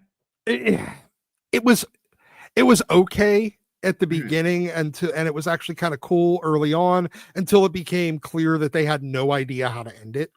And they just kept it going and going and going and going and going. And then at the end, like Norman Osborn, who had been dead for like 15 years in the comics, just pops out like, it was all me the whole time. I did all this. Just like the Rise of Skywalker, and somehow Emperor Palpatine returned. Yeah, exactly. Getting that. Oh, shit. And you're sitting there going, and then Norman runs away with like their baby, and then no one ever talks about their kid again. May Parker was born like she was born in the 616, and then just like kind of poofed out of existence after Norman stole the baby, and no one ever talked about it again. It was like fucking Poochie. Yeah, you can't have a successful straight white couple being a power couple. Can't have that. It's got to be. It was the 90s. You were still allowed to do that then. Oh, what's another iconic? What's another run that a lot of people talk about? The Joe Kelly era of Spider-Man. How do you remember that one? Well, he was really, I only really remember Joe Kelly when he was part of the 3 times a month Brain Trust. And it's kind of hard to remember which ones were his, which ones were Slots, which ones were Kurt Busiek's, which one were Mark Wade's, which ones were Christos Gage, which one was, any of the other Zeb Wells. He was part of that era too. I don't remember James Robinson. I don't remember all the writers that were on there, so it's kind of hard. I don't remember who was who and who did what because this is another banging them out so fast. Everyone's the most infamous Spider-Man run by J. Michael Straczynski. One More Day. Oh God. Well, do you hate that run? So One More Day is actually what made JMS quit Marvel. I imagine it would, because he was forced to do it by Joe Quesada. Okay. He didn't want to do that. Now, that being said, so I don't blame him for One More Day. I blame Joe Quesada. That being said, I still blame him for the other and Sins Past. And for it's kind of a law of unintended consequences. And this is where sometimes comics can be great and sometimes they can be terrible. And J. Michael Straczynski's run did a couple of things. It added a lot of depth to the idea of being Spider-Man. It added this mythology to it, the spider totem and all this stuff. And it added all this cool new mythology behind it. And the web weavers and the what were they? The wasps, those spider eating wasps like Moreland and those folks. And it was interesting a little bit, but the problem is out of that, what did we get? We've got Dan Slott has essentially made an entire career out of spider everything. And like 7,000 variants of Spider-Man from all across the multiverse or the quote unquote Spider-Verse. Remember the spider crutches chick? That one black autistic lady. Oh my God. I know people clown on Gwenpool right now, and that's definitely something you should make fun of.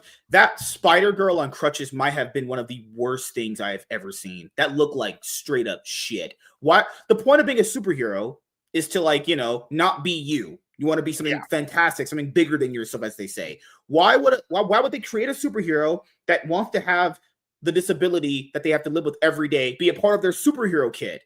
Well, because she's a drug addicted prostitute. Damn it. God damn it. Prostitutes, man. Don't let write your books, Marvel. She's an actual drug addicted prostitute. Like, she admits it. Like, her bio is like, I write comics and I'm a hooker. Like, what do you expect? We objectify them. Women objectify themselves. Yes. So, look, I mean, look, I honestly can't blame a drug addicted prostitute for making terrible decisions. It's kind of like, well, water's also wet. CB Sobolski or Chief, what other fucking Sobolski? Why would he ever? Someone has an idea. Sobolski, Nick Lowe. We're gonna do. Was it Nick Nola? Yeah, Nick Lowe's the editor for Spider-Man, so it's all on him. Come up with an idea. We can sell. It's just gonna sell tons of books. Spider Woman on crutches, huh? Yeah, and he was like, "Yeah, dotted line. You get 10 issues. Swinging around with her wheelchair strapped to her back. What?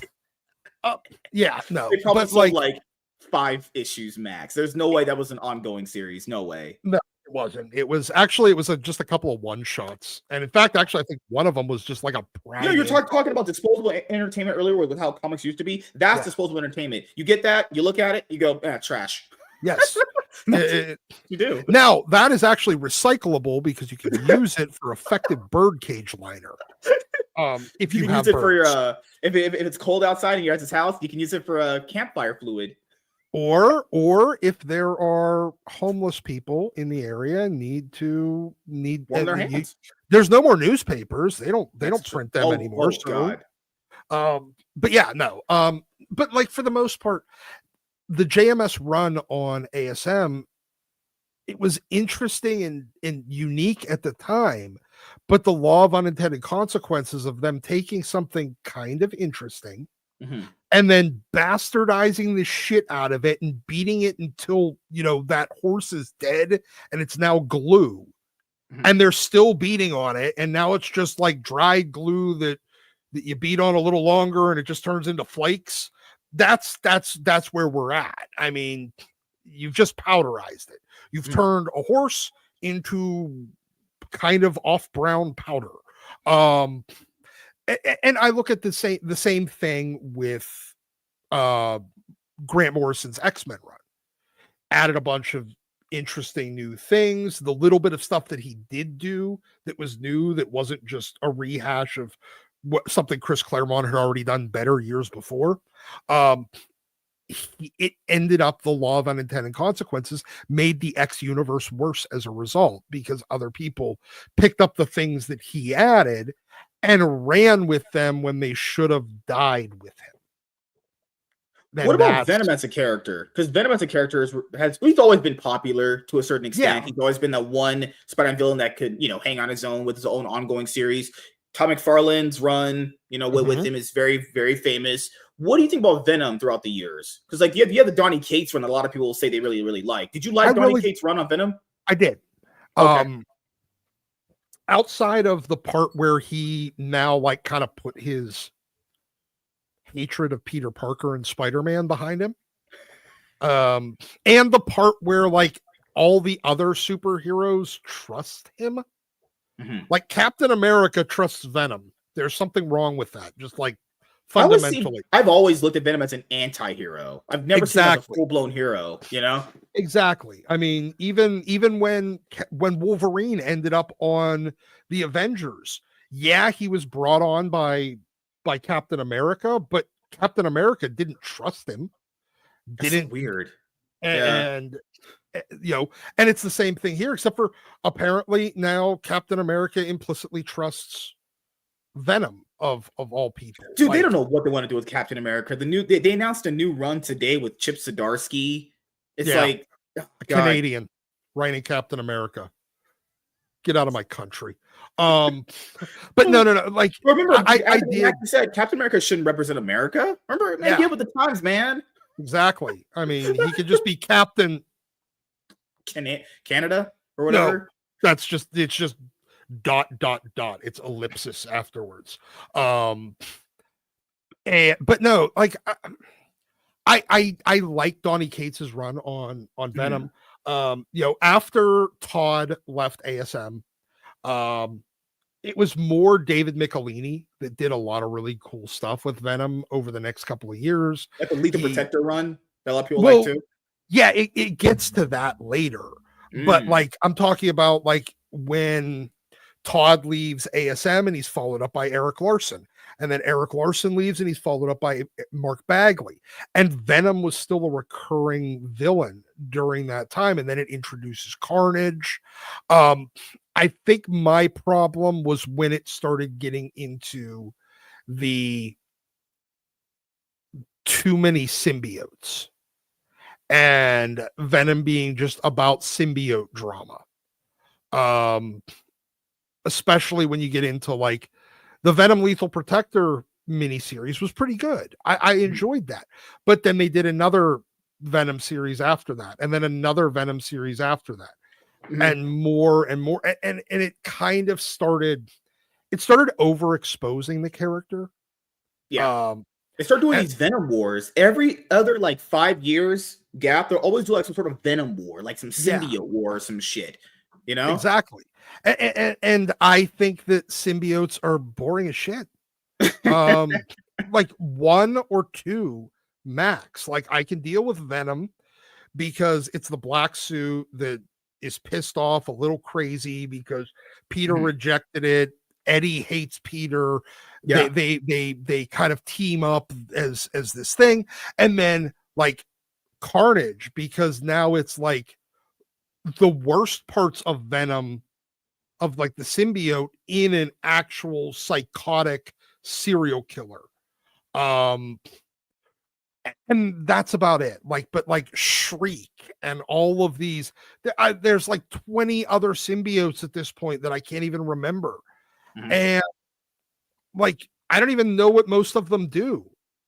Yeah, because I kind of feels like they all just do the same shit, and the power sets are usually all the same.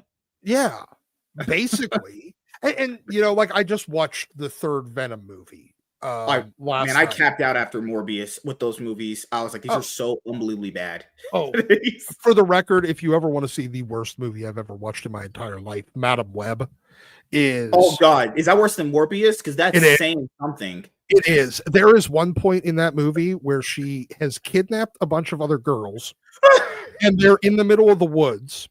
And she says, "Hey, wait here. I have to go do a side quest.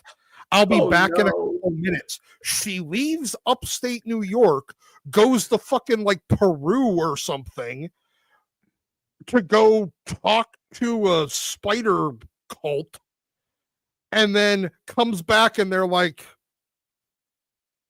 "Hi, welcome back." Like, they just literally, she kidnaps girls, she leaves them in the woods, says, "I'm going to go on a side quest. I'm going to just press pause on the plot, go on a side quest, do like learn some stuff, come back and go, okay, you know, I did the 2 lines pause. Here's a little sideways triangle play. All right, let's continue the plot now." It did it for Venom too, remember? Where like you have that 6-month gap where like that the one symbiote wants to go back to their home world. Well, why didn't he just do it in that 6-month gap? Like, what those movies are just, man. Michael Bay had some bad Transformer movies, but that movie universe is like an even worse version of that. And they aren't even trying.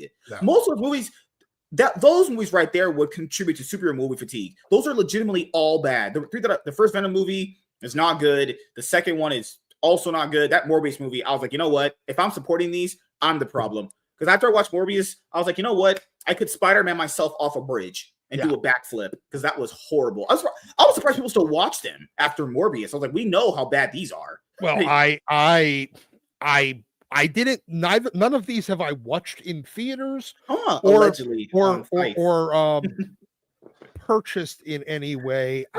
Wink, wink. Or given views to any streaming service. We'll just leave it at that. I've magically. One Piece is your friend, you know? Yes. You love your pirates. Yeah. Exactly.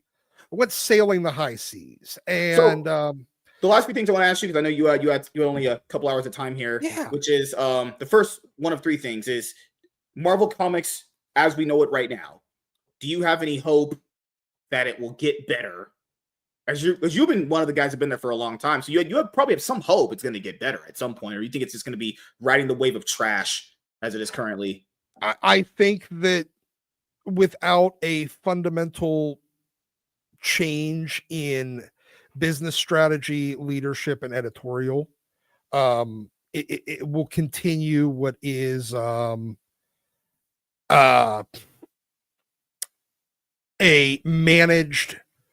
poorly managed decline. They've been on a managed decline for a good number of years now, and it's unfortunate. I have hope that someone will accidentally get put in a position to take over a book and do something amazing. Ignore, just get it, like, they're already, their editors are very, very bad. Not only are they incompetent, but they're not good at their job. And what I mean by that is just general oversight. So I'm hoping they get with a bad editor that is not doing their job effectively, that is not going to fuck up some good decisions, good storytelling. And Marvel they have the option of stumbling ass backwards into success. And I think that there is that opportunity. They aren't gonna continue hiring the same, 15 retards that they've been hiring for the last few years, indefinitely. Plus, I mean, look, eventually these people that are living on ramen and you know leftover cheese curd from the guy that lived in their apartment last week, um eventually they're going to starve to death, That's true. and Yeah. and somebody will have to write these books before they go and actually start using, like, Grok or Chat GPT to write them. I think they'll actually give some Dude, younger have you not people. heard? Women of Marvel is going to get more women into buying comic books. I heard that's the Yeah, reason why they keep doing it. Yeah, we can get more women in books, Yeah, yeah. because women sit around just talking about comic books and not bullshit that they do every day. Yeah, I comic books are on their mind. There are so many of the, we as dudes are so wildly outnumbered on YouTube talking about with comic book streams. I mean, there's just so many women that do it. It's unbelievable. There's so many that you can't even name them, any of them. But no, I think that they do have the opportunity to stumble ass backwards into some talent. Some talent that, because it's not going to be people that are there for a big paycheck. It's going to be people that are there because they legitimately love comics, and they're going to make something really, really good. And hopefully, I think Donnie Cates was kind of one of those guys, but he was a junkie. Now I understand, as far as I understand, I guess as of today, he's back. I did hear that. Yeah. I don't know any details. I don't know if it's at Marvel. I don't know if it's at DC. I don't Put know it back on Venom. What are they doing with Venom? All new Venom. Guys, ain't no one buying that shit. Yeah. Just put him back on Venom. Like, sell it for you. if Donnie hadn't have, well, if he wasn't a drunk or a junkie, and he would have had any degree of like personal self-control, he might have been that guy that was there because he loved comics. Because he legitimately does. I don't think he was there as a stepping stone to Hollywood. If that happened, great. But I think he was there because he loved comics. If he wouldn't have flamed out, he could have been there, starting that process. And I think you would have had more people follow him, and not necessarily him, but do their own thing, be that next generation of really unique creative talent that's there because they love comics. Because eventually they're not the people that are currently there. Eventually they will get hungry and need to eat, and their wives will probably leave them from being the breadwinner for that long. And and let's be honest, there are a lot of 40-year-old white guys that are very, very untalented there right now. They don't get welfare very easily. That's what happens when you vote for Kamala Harris. You vote for getting no food. That's how it works. Yes. I guarantee you, because comic book creators and writers and artists do this. They always, when there's a person that'll speak out about the industry, like that one guy did a few years back, where he's the one guy who's like, I can't sell your shit because you're always self-inserting yourself into the characters. Yep. It was Donnie Cates who came out and was like, well, no one's going to buy comic books from a fucking guy who looks like a hog. Something like that. I'm paraphrasing it. Yeah. Like, what the hell, dude? This is the person that's to steal your bullshit. What the hell? In fairness, that was Glenn, the retailer. I remember that. Yeah. Good old Glenn. And that was when Donnie had already been kind of in an exile at that point. He, for some reason, he picked that moment to poke his head out from under a rock, and he thought it was still 2017. Because everybody just went and looked at him and goes, fuck you, go back to rehab, you junkie. And that was the collective response, because the only three people that were dumb enough to do that were Jamal Igle, Donnie Cates, who's an actual drug dealer, Jamal Igle, who has had a literal reverse career. His career started with him being on like A-list titles at DC, and now he's doing junk books at fucking Ahoy Comics. So he's had the reverse career. Yeah. And we've not heard from Glenn since then. It's so crazy. It's been crickets from Glenn. I guarantee you, he got the good old night letter. You make one more Twitter video like that, you are not allowed to sell our products. He's not talked about it since then. I found that so weird. Oh, he went and talked to Mark Miller about it. He did, yeah. But after that, I felt like he just didn't. Maybe he just had to get it off his chest or something like that. I don't know. He did. My understanding is, and I had watched a little bit of Glenn's stuff over the years. Like, it had just kind of come across my dash. It wasn't somebody that I was subscribed to, but he was a guy that would be like you and I right now, just shooting the shit about comics. He was never one that was out there talking. He wasn't a culture war kind of guy. I mean, if it would come up, it came up.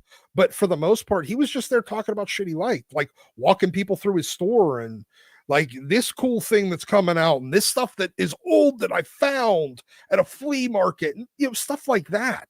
That's what his show was about. It was like about a love of comics, not even necessarily about new comics, just comics in general.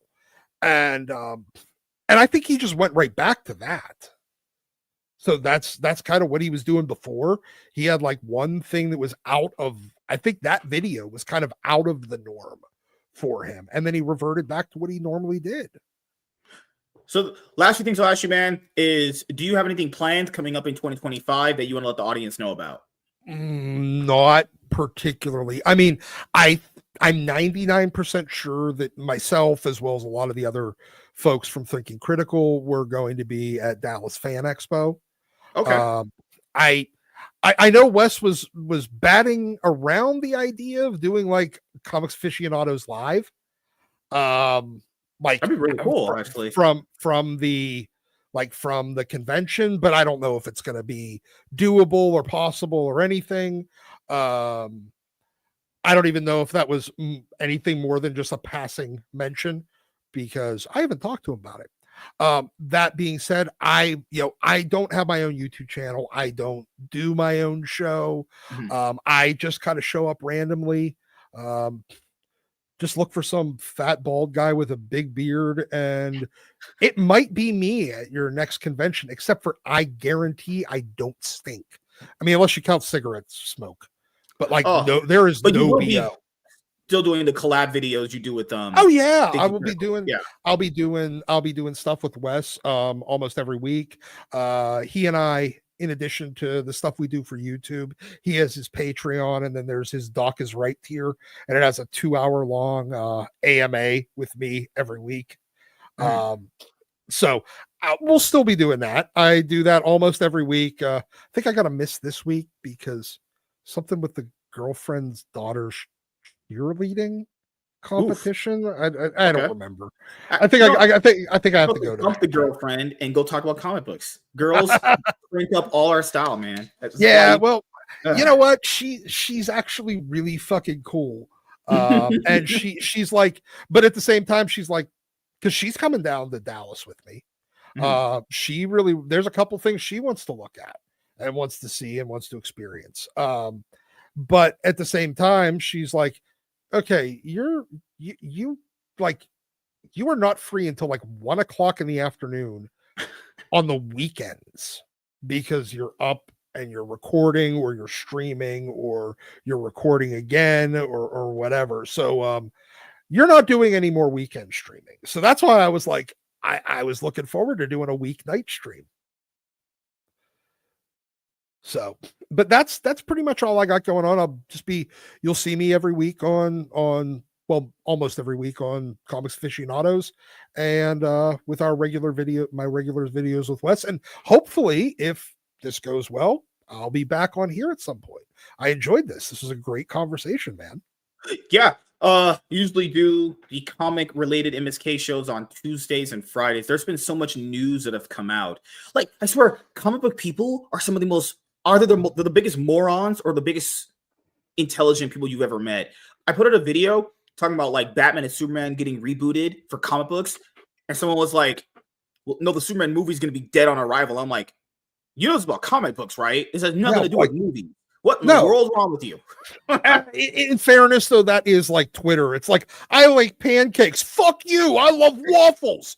Like, waffles what about bananas for breakfast? Like, I just said it like pancakes. I didn't. That is the internet. And you talking about comic books, somebody's gonna. I don't think the Superman movie is dead on arrival. In fact, I'm actually looking forward. I'm looking forward to it. Like Yeah, same here. If people read James Gunn's interviews about what he thinks about Superman, I think it potentially might be as good as the 1978 movie. Yeah, and that'd be great because Superman Returns was a steaming pile of shit, and so was Man of Steel. Man of Steel was a wonderful Hyperion movie and a terrible Superman movie. I will take that belief until the day I die. Like it's crazy. There's more views on YouTube talking about the news of comic books than actually reviewing the books themselves.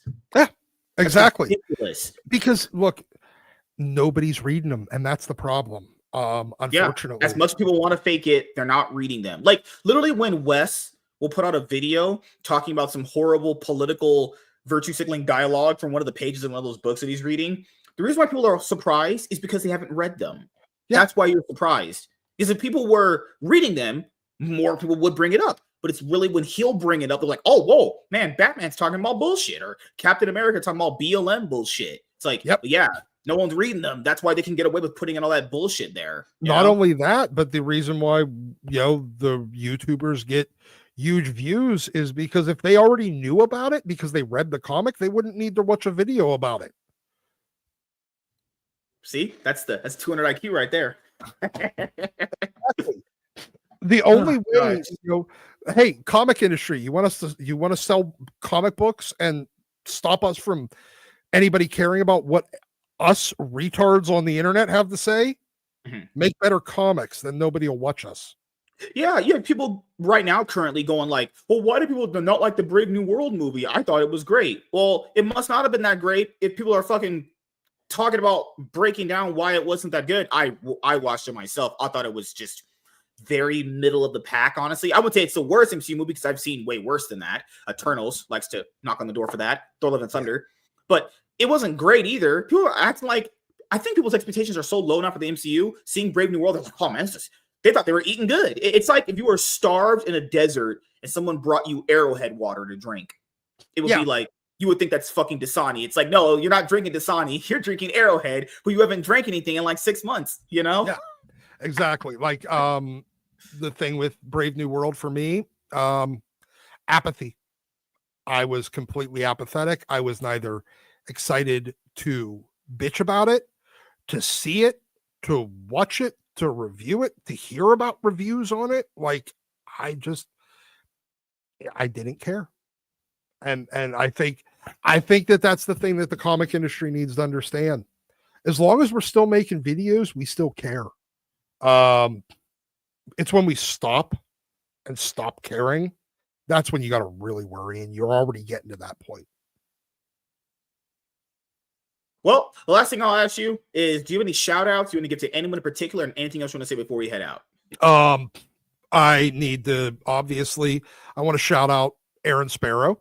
And if you have not yet, go check out what he's doing on Kneel Before Doomface. I need to shout out the wonderful Maxfield Von Priestley, MVP, the sexiest YouTuber on YouTube. And obviously my best gay crush, Josh McDonald. And obviously always Wes. But I think that's everything for me, man. And you're also a huge fan of, what was her name? The lady who did the Spider Crutches Girl comic book. God, cripple hooker lady. What is her What is her name? I forgot her name after all this time. Oh my god. Holy shit. Yeah, I'm blanking on that one. That one's not memorable at all. Holy moly. But you are a fan of Chip Zdarsky and his Daredevil run, from what I know. Yeah, the character's name is Charlotte Weber, and which is is it Franklin something? I'm pretty sure it's T. Franklin. That's it. Oh god. Junkie cripple hooker. Yeah, a junkie sex phone operator got a chance to write at Marvel. That is sad. Yeah. What the fuck? DEI is a sickness.